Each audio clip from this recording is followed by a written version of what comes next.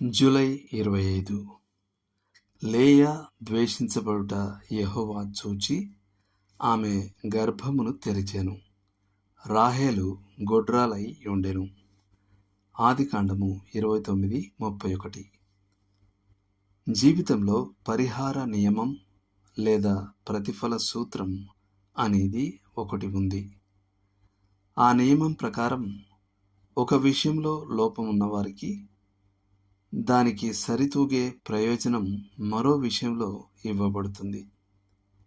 ఈ నియమం ఎవరికీ అన్నీ లభించకుండా చేస్తుంది.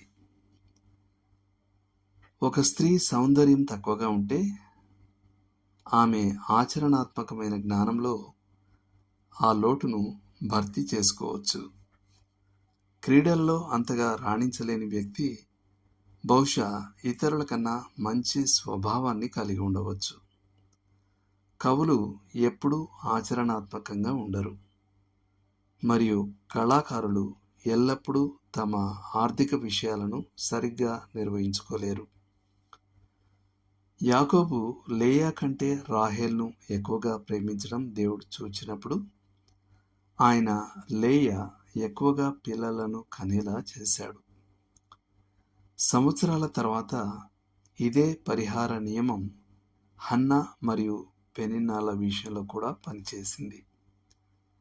ఎల్కానా పెనిన్నా కంటే హన్నాను ఎక్కువగా ప్రేమించాడు. కానీ పెనిన్నాకు పిల్లలు ఉన్నారు, హన్నాకు లేరు. సమూయేలు మొదటి గ్రంథం 1వ అధ్యాయం 1-6 వరకు.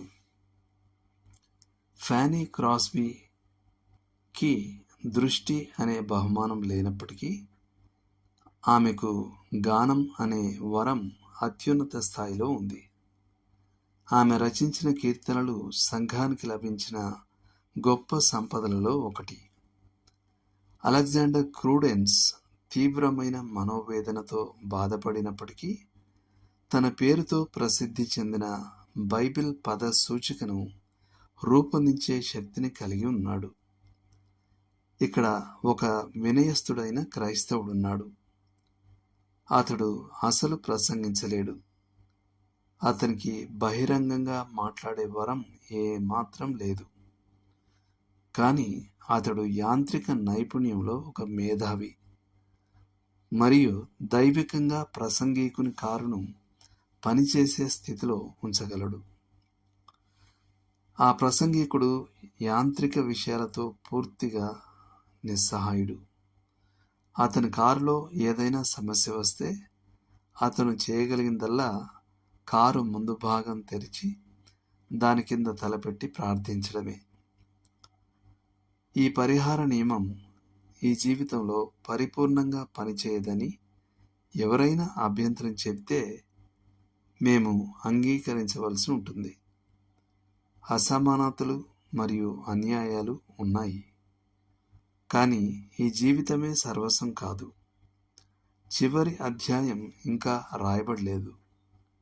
దేవుడు తెరను తొలగించి పరలోకాన్ని మనకు చూడనిచ్చినప్పుడు లెక్కలు సరిచేయబడ్డాయని, పరిస్థితులు తారుమారయ్యాయని మనం గ్రహిస్తాం.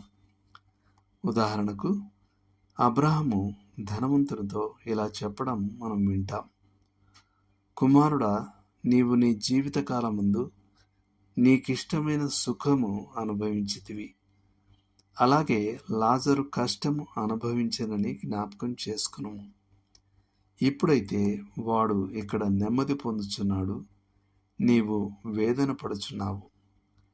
లూకా 16:25.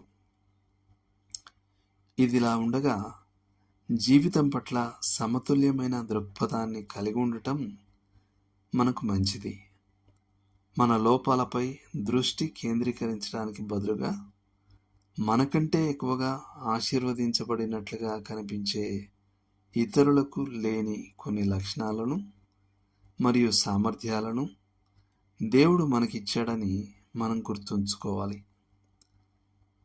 ఇది మనల్ని పనికిరానితనము, అసమర్థత మరియు అసూయ వంటి భావనల నుండి కాపాడుతుంది. దేవుడు మిమ్మును దీవించునుగాక.